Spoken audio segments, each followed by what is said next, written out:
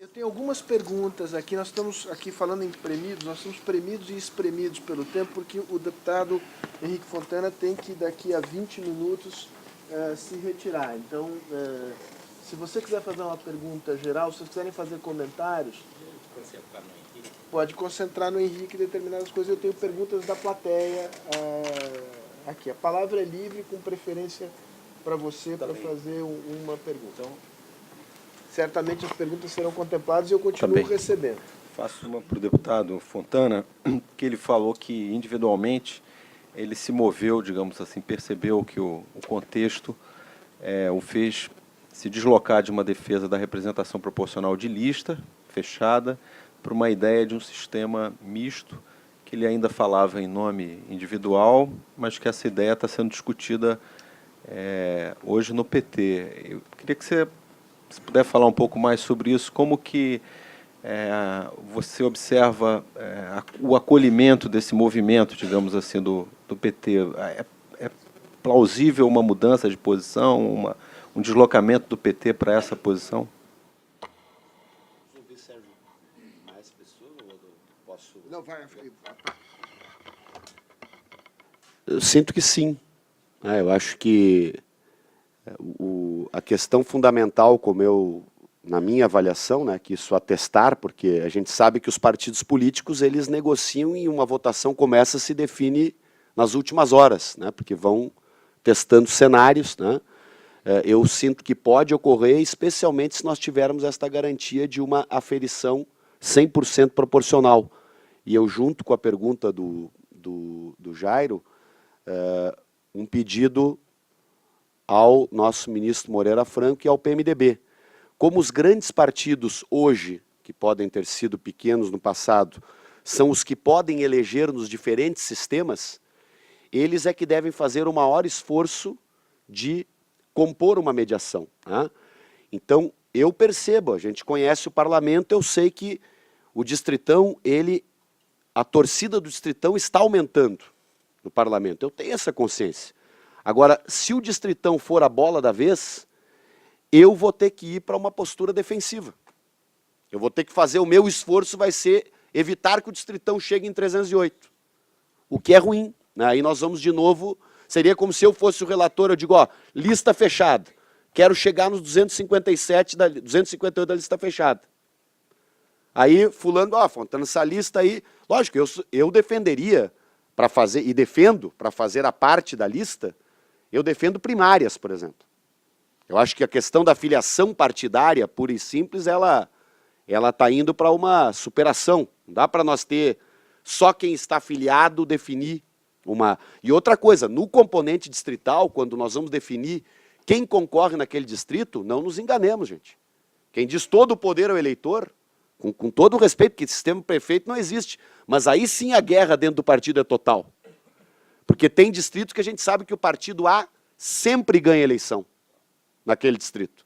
Então a eleição naquele distrito ela se decide na guerra interna para ver quem vai representar, por exemplo, o Partido Trabalhista Inglês no distrito X, porque há 100 anos no distrito X o Partido Trabalhista Inglês sempre ganha.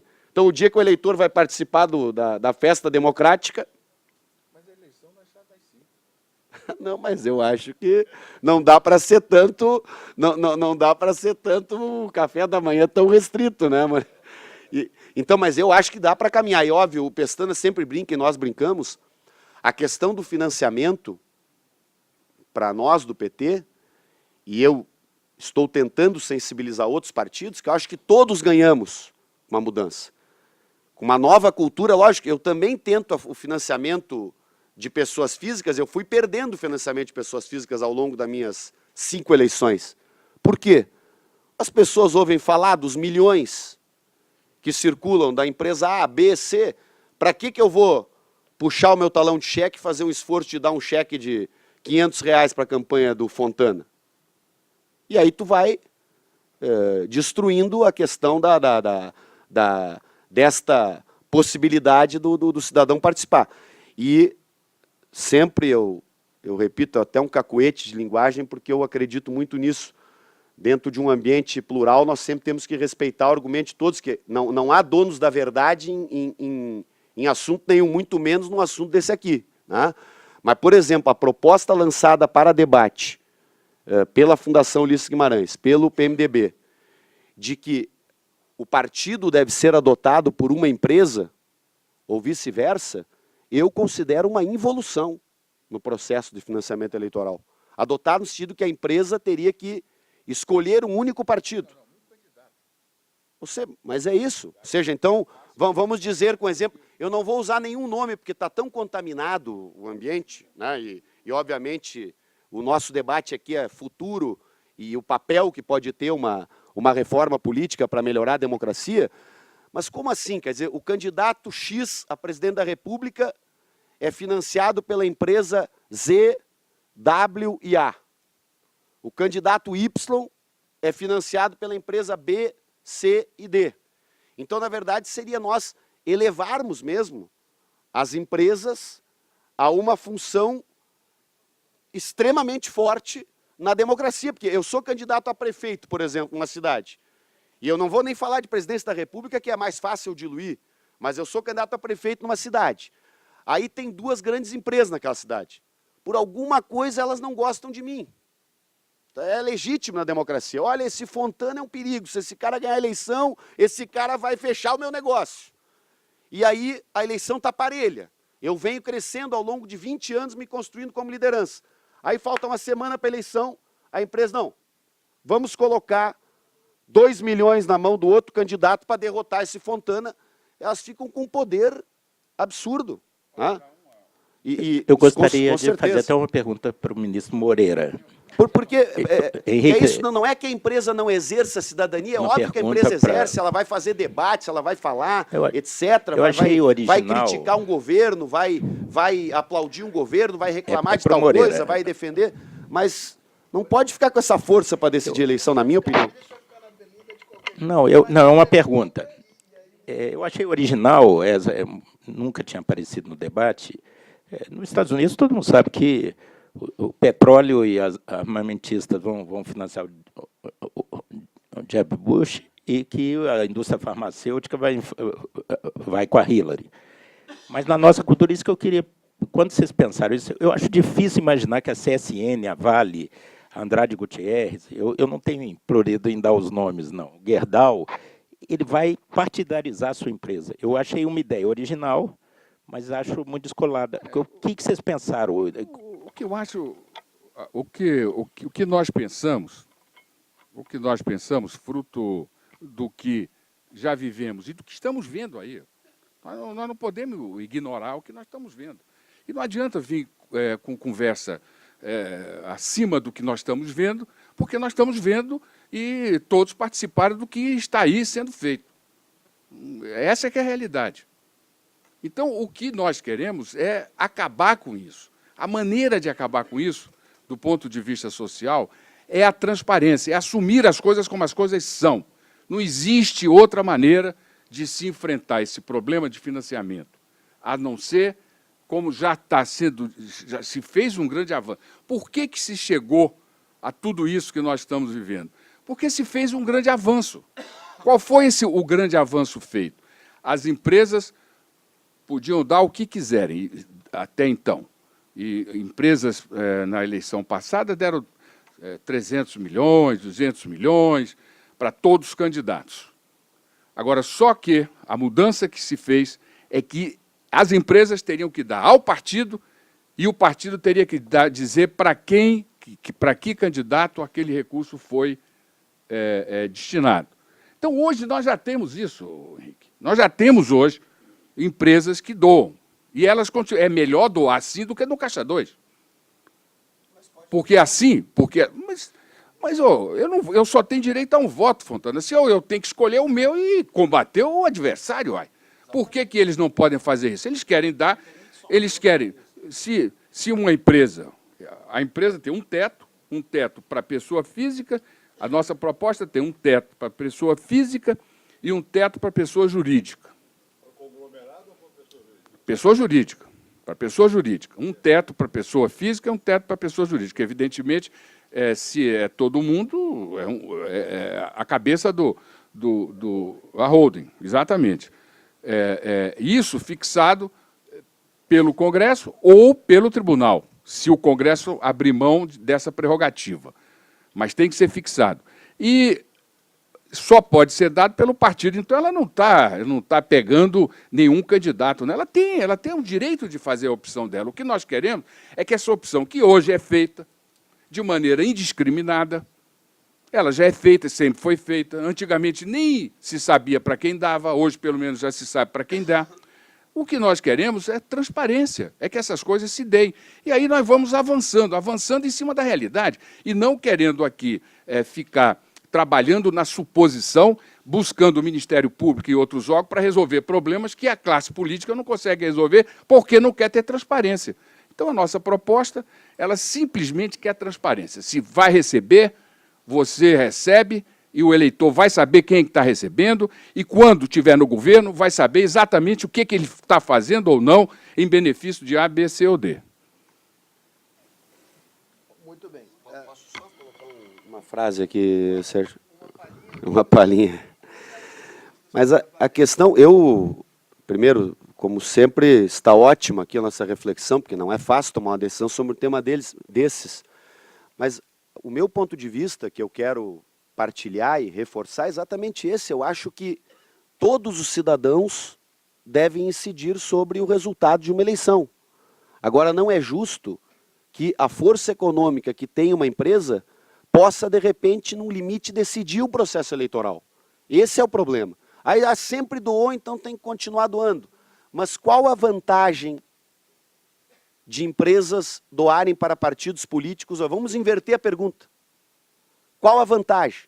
Alguém pode dizer, olha, vamos economizar um pouco de recursos públicos, mas num ambiente como esse, eu não vou sustentar um argumento desse que, de fato, para sobrar mais dinheiro para a escola, para a estrada, para a universidade, nós devamos economizar, por exemplo, 1 bilhão e 500 ou 2 bilhões de reais, o que seja, o que fosse a parte pública de um financiamento complementado por financiamento de pessoa física.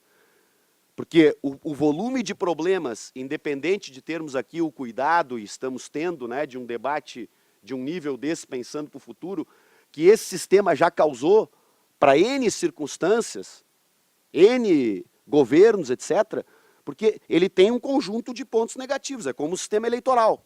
Pode ter algum positivo? Tem, então tu tens que fazer um balanço.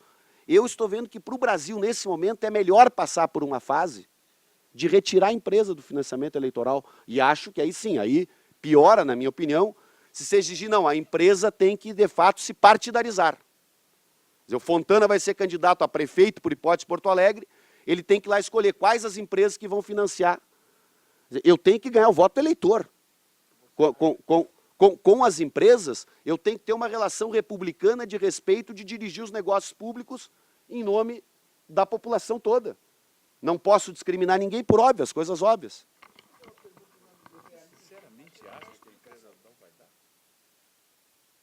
Eu acho que, especialmente as grandes empresas, o Congresso aprovando uma lei como essa, elas não farão caixa 2 com o risco que terão. E os candidatos que quiserem fazer caixa 2, que corram riscos em cima de uma lei real. O que não dá, porque hoje a empresa está livre para doar. E alguém aqui defende que tem pouco caixa 2 na política brasileira? Vamos ouvir primeiro quem está na política. Você me responde o que eu te perguntei? O que eu perguntei é o seguinte, se ele sinceramente acha que a empresa não vai doar. Eu, sinceramente, acho que ela vai continuar doando. Porque as pessoas têm lado, a política, a luta eleitoral, é luta de lado, medo, evidente. E é esse movimento, é esse conjunto que dá vigor ao processo democrático e ao processo eleitoral. O que nós precisamos é de transparência, não ter medo de saber que fulano de tal recebeu de uma empresa tal e fixar o teto, para que não haja esses abusos que você fala. Agora, deixar que essa situação toda sombria continue, eu acho que é julgar contra. Agora, eu também vou meter minha colher torta. Agora, evidentemente que se ele tiver que fazer uma opção, isso dá uma vantagem a um citacionismo enorme. Porque, digamos, se eu tenho que fazer... Eu tenho duas situações.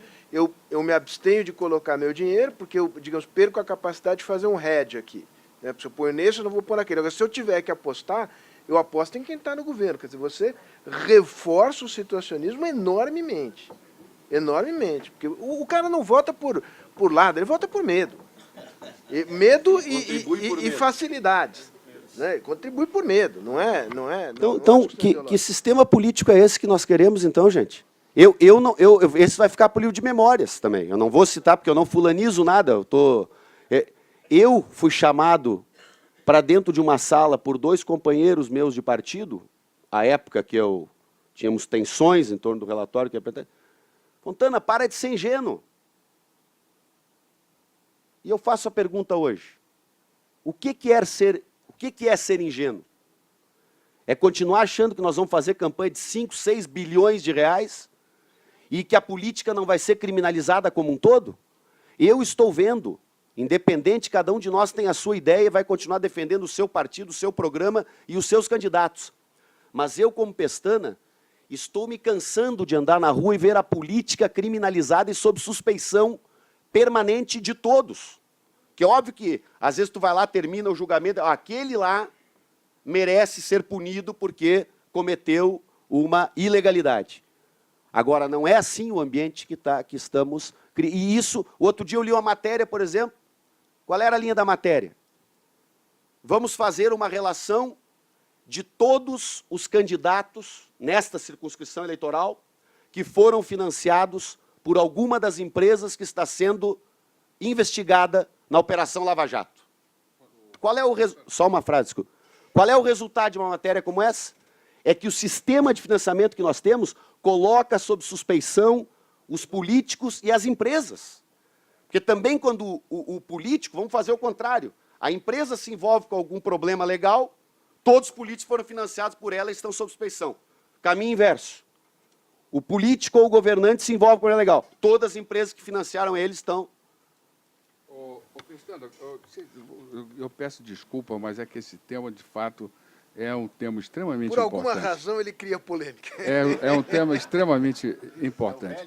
E acho o seguinte, você fala como se os políticos não tivessem nenhuma responsabilidade nesse quadro que está aí. Como se, está entendendo, não houvesse... as empresas não fizessem as trampolinagens que fizeram. Então, você acha que a opinião pública está sendo injusta porque olha mal porque o sistema... Nada disso. Olha mal porque foi feito de maneira indecorosa. E foi feito de maneira indecorosa porque nós não temos uma legislação que dê transparência. Quando se teve uma legislação, um dispositivo que impôs uma certa transparência, que foi a de fazer a doação por intermédio do partido e o partido apresentar à Justiça Eleitoral a lista de quem recebeu, a situação ficou clara e aí o Ministério Público, a opinião pública, os órgãos de controle puderam fazer o que estão fazendo agora. Porque antigamente não poderiam fazer porque não havia transparência. Essa proposta do PMDB, ela quer transparência. Transparência. Nós não acreditamos, primeiro, que haja... que governo ganha de qualquer maneira.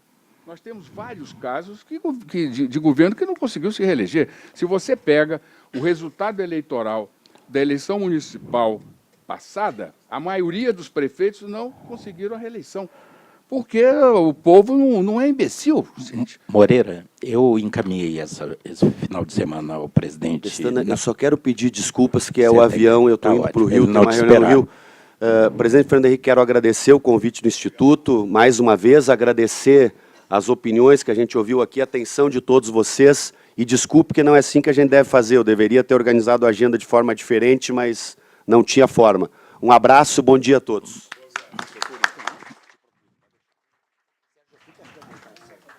Moreira, eu encaminhei ao presidente nacional do PSDB, o Henrique podia levar só a ideia para dentro do PT, há coisas muito simples.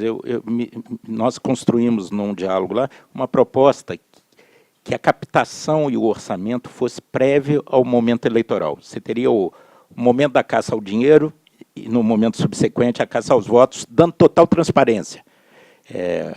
Então, por exemplo, maio e junho seria o período de construir o orçamento. E a população já saberia, porque através da internet, seria quem está financiando quem. O eleitor não seria induzido ao erro. É uma proposta simplesinha e bonitinha, assim, às vezes tem pequenas reformas, né? Porque, inclusive, é uma coisa neurótica, a gente fica caçando voto e tendo que visitar financiador simultaneamente. Às vezes, você está na véspera da eleição, você tem que fazer uma viagem para conversar com um potencial doador. Então, nós teríamos, em nome da transparência, um momento de captação, organização do orçamento partidário, publicização, e aí o eleitor, a sociedade, a imprensa, todos os mecanismos teriam tempo para criticar e apontar, inclusive, o dedo lá. O fulano representa a indústria do petróleo, a indústria das telecomunicações, do que for.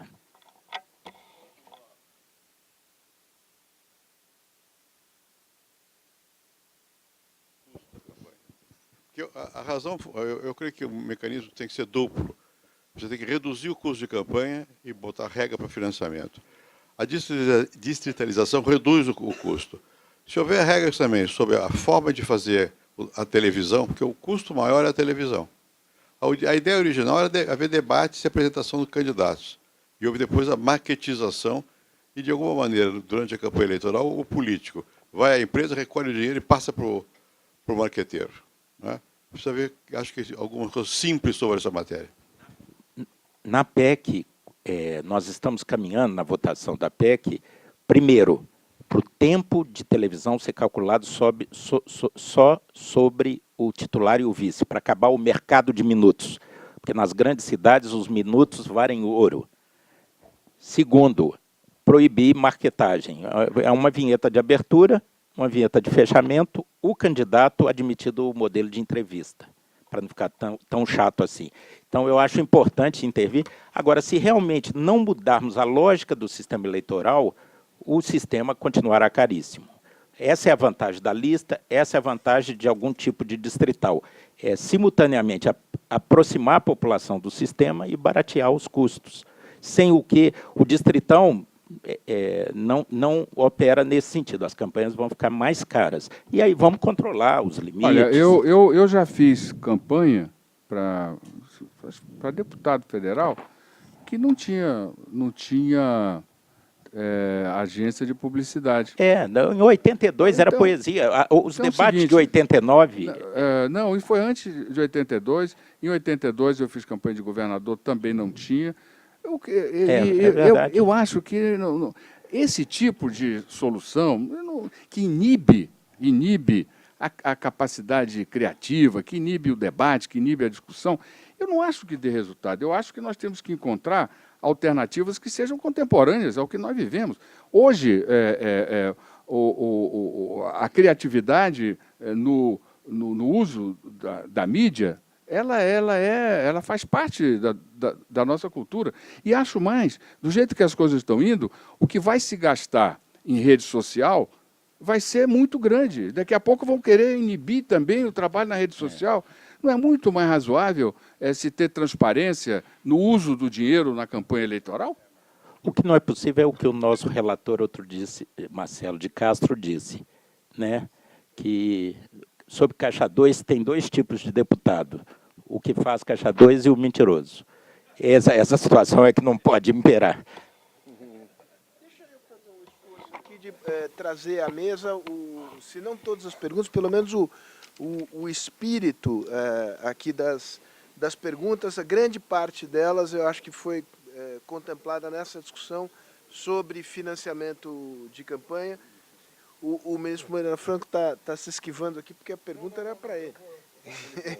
Mas eu já faço a pergunta aqui também para os que ficaram, que é a ideia, a pergunta que na verdade é uma afirmação, relativa à ideia de eleições coincidentes da presidência à vereança, né? Tem esse problema da regra de transição, que implica esticar mandatos para além do tempo originalmente combinado, e tem o problema de matar, o espírito da pergunta é essa, de matar a discussão federativa. Quer dizer, você sobretudo nos níveis inferiores, fica tudo esmagado pela eleição presidencial. Eu queria um comentário da mesa sobre isso. Olha, como tudo na vida, tem dois lados. Tem pecados e virtudes na coincidência de mandato. A ideia mais consensual na Câmara dos Deputados é a coincidência de mandatos. Por quê? Primeiro, para racionalizar custos, economia de energia política, e eu defendo por outro motivo que geralmente não é verbalizado. Eu defendo a coincidência sendo a presidencial solteira. Você teria um ano eleitoral. Eu já disputei uma eleição para vereador verticalizada com voto vinculado de governador a vereador em 82. A presidencial, para não misturar o buraco da rua com a macroeconomia, relações internacionais, seria solteira 4 meses depois. Você faria em junho as eleições gerais e faria em novembro a presidencial. Por que eu fui secretário de saúde 8 anos? A minha razão não é de natureza política, é de qualidade de políticas públicas. Eu fui secretário. O primeiro ano, 2003, eu fazia catequese no estado inteiro. Fui em 500 municípios, para alinhar os conceitos. No segundo ano, o prefeito e o secretário municipal de saúde, eu falava assim, saúde em casa, que era a nossa intervenção na atenção primária, PROSP e regionalização. Todo mundo tinha os conceitos. Aí vinha a eleição e mudava metade dos prefeitos. Nós tínhamos que fazer um congresso dos secretários municipais e começar tudo da estaca zero. De forma inversa, o prefeito da minha cidade, que é do PMDB, Bruno Siqueira, me narrou as obras estratégicas do PAC que ele estava negociando. Ele conversava com o ministro. Veio a reeleição de Dilma, mudaram os ministros, ele tem que começar a conversa da estaca zero. Eu acho que há problemas, alguns argumentos, talvez o Jairo vai reforçar isso, de que nadar se aprende nadando, democracia, quanto mais eleição é melhor, mas há uma razão, em termos de qualidade da política pública, você ter um ciclo de 4 ou 5 anos, com as políticas federais, estaduais e municipais alinhadas, e sem proibição de parcerias e convênios que sacrificam 1 ano a cada 4, eu acho que, do ponto de vista da administração, eu que fui gestor em várias áreas, não só político, eu acho que ganharíamos em qualidade da gestão pública. Exatamente. O próprio deputado falou dos virtudes e vícios de cada uma dessas propostas. Eu lembro da eleição de 82, que ele narrou, que foi a única da história brasileira que os eleitores votaram simultaneamente em todo o Brasil para cargos locais e para cargos, naquela eleição, governador e senador.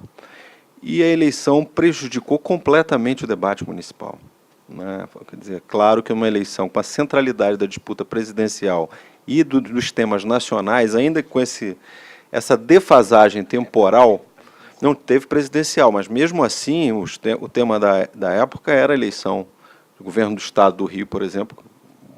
O ministro Moreira Franco concorreu, a grande discussão era o governo do estado, ninguém discutia a prefeitura, sobretudo que o voto era vinculado. Eu acho que um alinhamento calendário pode prejudicar completamente, ainda que tenha ganhos de políticas públicas, prejudicar completamente o tema municipal. E o que a gente tem observado nesse ciclo eleitoral que se constituiu no Brasil de eleição a cada 2 anos, um ano tem eleição junto com a Copa e outro com a Olimpíada, né? As eleições municipais são com as Olimpíadas.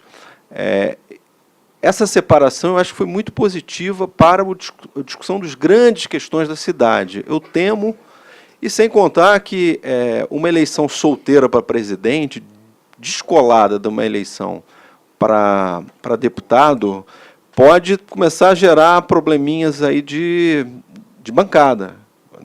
Bem ou mal, hoje ainda há uma contaminação da força da presidencial e das eleições para governador na montagem das chapas. Uma eleição solteira para presidente, eu eu temo um pouco que a gente também perca alguns aspectos. Então é isso. Se a gente ganha em alinhamento de políticas públicas, eu acho que a gente pode perder em qualidade do debate sobre a cidade, que é um tema cada vez mais central no Brasil hoje, porque todo mundo vai discutir a eleição presidencial, ainda que seja alguns meses depois, né? Então essa é a minha posição. Sim. Na verdade, o que eu sugeri era fazer governador por prefeito e vereador, presidente, senador e deputado federal. Governador também. Aí sim, aí eu acho mais bacana. Porque se discute eleições nacionais, puxando o deputado federal e o senador, que são cargos nacionais, circunstancialmente eleitos nos estados, e depois eleições estaduais e locais. Aí está bem. Aí sim, eu acho essa proposta eu acho mais simpática. Mas a ideia de juntar tudo numa eleição só.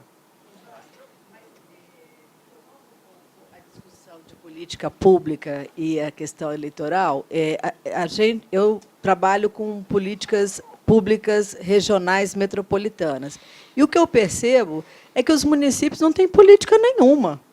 Eles aderem à política do governo do Estado ou à política do governo federal exatamente porque eles estão preocupados com repasse de recursos. Ele não tem uma política própria. Ele tem a política que foi desenhada para o governo do Estado ou pelo governo federal, que ele vai ter acesso. Claro. Então, quer dizer, na campanha, na estrutura de campanha, prefeito é peça fundamental, certo?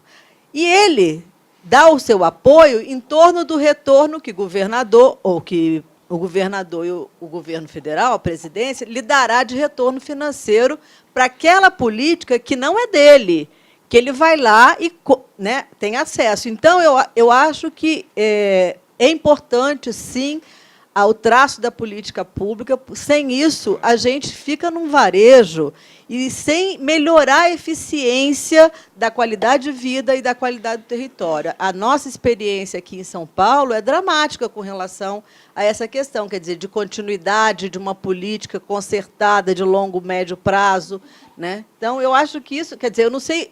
Eu não sou cientista política, sou gestora pública, mas imagino o quanto que o sistema eleitoral impacta nessa moeda de troca com o prefeito a ausência de política municipal, quando, na realidade, os grandes problemas estão na questão regional, né? Então, eu acho que aqui em São Paulo, 83% da população do estado de São Paulo está concentrada em 100 municípios.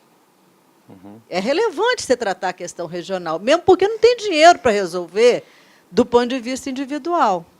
Mas imagina, claro que esse aspecto é decisivo, tem que ser levado em conta. Agora, imagina uma eleição que o candidato a prefeito é de uma força política que potencialmente perderá a eleição para governador. O alinhamento do candidato, na mesma eleição, um candidato municipal, você é de uma força que não é a dominante no Estado. Como é que você se comporta naquela eleição? Quer dizer, as injunções da campanha do governador sobre os candidatos a prefeito no mesmo ano não serão pequenas. Mas é pior quando está do poder. Não, isso aí a gente está especulando, porque a gente não sabe. Olha o que a gente tem visto lá no Rio, por exemplo, o governador Sérgio Cabral, na última eleição, elegeu, não nessa, elegeu dos 92 prefeitos do Rio, ele elegeu 87. Mas isso foi a força do PMDB. A força do PMDB. Não é, eu digo, ele... Não é fruto de nada, calma lá. Não, a força do PMDB, pera lá, nós estamos no... A força do PMDB tem limite, né, ministra? Tem uma potência, né?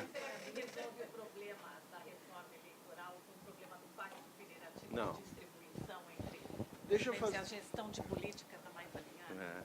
Deixa eu fazer aqui uma nós estamos com o tempo estourado aqui. Eu acho que valeria a pena aqui uma manifestação final muito breve de cada um. Procuro aqui traduzir o que eu imagino esteja na cabeça da maioria de vocês. Quer dizer, o que é razoável esperar do processo legislativo, do tempo do processo legislativo com relação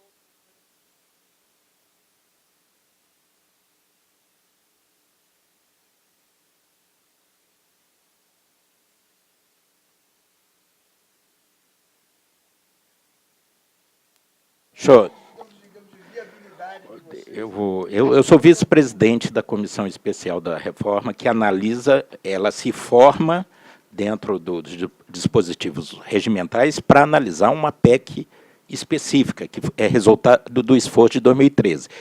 A comissão pode virar do avesso a PEC, mas há uma PEC em pauta e há uma comissão especial com relator, com presidência. Eu sou vice-presidente dessa comissão. Não está. Aí, agora que nós vamos afunilar. O que ocorre? Vamos deixar claro uma coisa que é importante desmistificar, porque o Moreira falou muito bem aqui. Parece uma panaceia. Tem uma crise econômica, vamos fazer reforma política. Tem um escândalo, tal, vamos fazer a reforma política. Vamos dizer claramente, as manifestações de 2013 passaram longe do tema da reforma política. Ali foi mobilidade urbana, tarifa de ônibus, qualidade da educação, qualidade da saúde. O que houve mais perto de reforma política, que é uma coisa difusa, foi que os movimentos roubaram dos indignados espanhóis aquela coisa, vocês não nos representam, mas que é um espírito difuso de mal-estar. Mas ninguém foi para a rua. E aí, depois de 2013, a presidente Dilma que colocou como resposta a reforma política. Vamos dizer claramente, a maioria absoluta, estou falando de 80% da população, não tem clareza que, melhorando o processo decisório, melhora as políticas públicas. Então, vamos deixar claro que esse é um tema institucional, é um tema a ser tratado pela elite mesmo, elite no sentido amplo. Não é um tema que mobiliza as pessoas. Há um incômodo, há uma crise econômica, moral, ética, e há uma decisão do presidente da Câmara de votar. Nós estamos correndo quanto tempo? Nós vamos esgotar.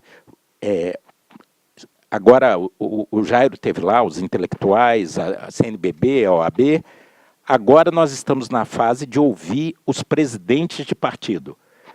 Aécio vai na quinta, Michel Temer adiou, ia na última terça, vai nos próximos dias, Rui Falcão, Carlos Siqueira, enfim, nós vamos ouvir agora, no final de abril, os presidentes de partidos.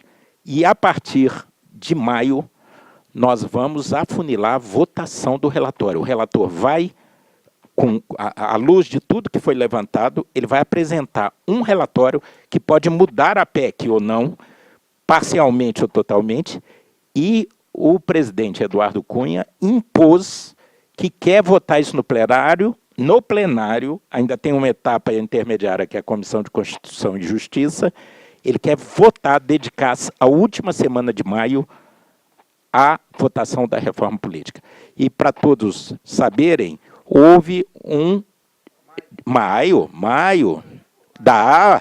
Não, o Henrique fala uma palavra, eu já sei todas as frases que vêm depois, e vice-versa. O Moreira pisca o olho, eu já sei onde ele vai chegar. Nós já temos um acúmulo de reflexão. O que importa é decidir, é criar ou não. E vamos dizer claramente, se o PT, o PMDB, o PSDB não se acertarem sobre isso, já começa a naufragar a reforma política. E esse esforço, esse evento de hoje é muito importante nesse sentido.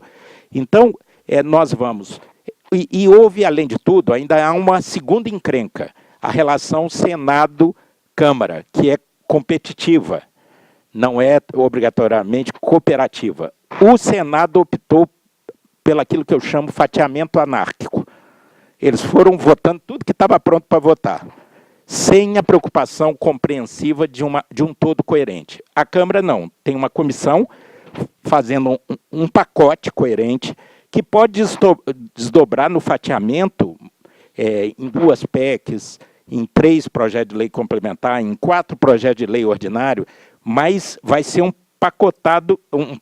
pacote coerente internamente, envelopado como a reforma política. É o caminho diferente do Senado. Então, a ideia é votar ainda em maio, mais tardar a primeira semana de junho, mandar para o Senado, e nós vamos fazer o esforço de criar consenso, não é nada fácil. Tem uma reforma ampla e tem uma reforma mínima. Se a gente puder manter o atual sistema com cláusula de desempenho e fim das coligações, já é um enorme avanço. Ministro Moreira, a sua avaliação Olha, as probabilidades, e por que se não aprovarmos uma reforma, corremos o risco de mergulhar numa crise institucional? olha, eu queria exatamente começar por aí, porque nós temos uma experiência histórica, não puxei da minha cartola. Se você pega a República, entre 20 e 30 anos, nós temos uma crise econômica, o modelo, do ponto de vista econômico, ele entra em colapso, ele se esgota, que é seguido por uma crise política, e a rua vai para a rua, e, enfim. E aí você tem as experiências que nós já vivemos ao longo desses anos. E a minha visão, e não é só minha, várias pessoas pensam como eu, é que o momento que nós passamos se ele tem uma crise política, ele tem uma crise econômica e tem uma crise de credibilidade. Quer dizer, então, nós temos que encontrar caminhos para avançar. No campo institucional, e aí eu repito, quer dizer, a reforma política, as mudanças nas regras políticos eleitorais, elas não vão resolver a crise econômica. Mas elas não vão resolver, elas avançam, melhoram a crise política, elas não vão resolver a crise de credibilidade que está na rua, mas ela contribui fortemente para que nós tenhamos um ambiente capaz de evitar uma ruptura institucional. E se nós não levarmos em consideração esse fato, com a gravidade que ele tem, eu acho que pode, enfim, achar que é mais uma experiência. Pode até ser, mas vai se pagar mais caro do que as outras. Diante desse quadro, eu estou muito confiante de que nós vamos ter esse cronograma. Nós vamos ter maio, por quê? Porque é fundamental que nós tenhamos condições de cumprir o que a própria Constituição determina, de estar com essa regra definida antes de um ano das eleições do ano que vem. E ela só vigorará se entrar no ano que vem. Senão, é uma experiência, mais uma experiência, que não vai ser bem sucedida.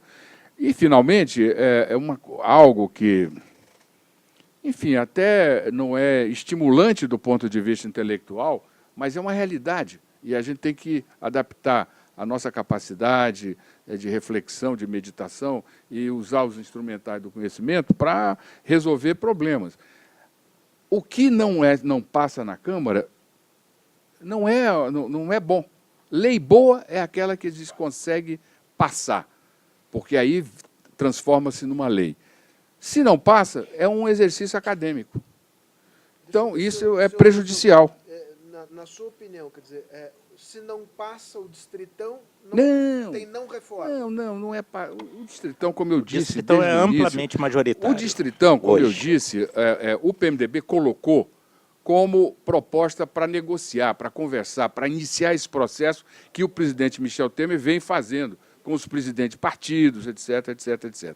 E também fruto da sensibilidade que nós temos de que o plenário, hoje, e está aqui você que não me deixa vender uma ideia equivocada, a tendência é pelo distritão. Então, é natural que, para iniciar o processo Moreira, de negociação, dentro da bancada do PSDB. A gente comece, está entendendo? A gente comece por uma começando coisa que... a perder. Não sei, Moreira? Tudo bem, mas é natural que a gente comece com algo que as pessoas já sintam, tenham uma certa simpatia.